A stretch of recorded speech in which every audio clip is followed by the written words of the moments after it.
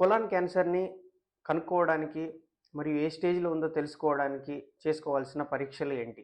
Colon cancer అనేది కొలనోస్కోపీలో diagnose అవుతుంది. Colonoscopy అంటే యానస్‌లో కెమెరాను తీసుకొని అది రిట్రోగ్రేడ్‌లో అంటే లార్జ్ బవెల్‌లో రిట్రోగ్రేడ్‌లో sigmoid colon, descending colon, transverse colon and ascending colon ileum వరకు కెమెరాలో చూడడం జరుగుతుంది. క్యాన్సర్ గడ్డ నుంచి బయాప్సీ తీసుకోవడం జరుగుతుంది. ఈ బయాప్సీని హిస్టోపెథలాజికల్ టెస్ట్‌కి పంపించినప్పుడు కోలాన్‌లో అడినోకార్సినోమా ఉంటుంది కాబట్టి అదే కన్ఫర్మ్ అవుతుంది.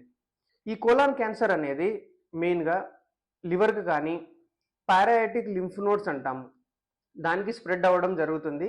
వెరీ రేర్‌గా లంగ్స్‌కి స్ప్రెడ్ అవ్వడం ఆర్ బోన్స్‌కి స్ప్రెడ్ అవ్వడం ఉంటుంది. సో ఇది అదర్ భాగాలకు ఏమైనా స్ప్రెడ్ అయిందా తెలుసుకోవడానికి basic investigation CT scan, thorax and abdomen చేయవచ్చు.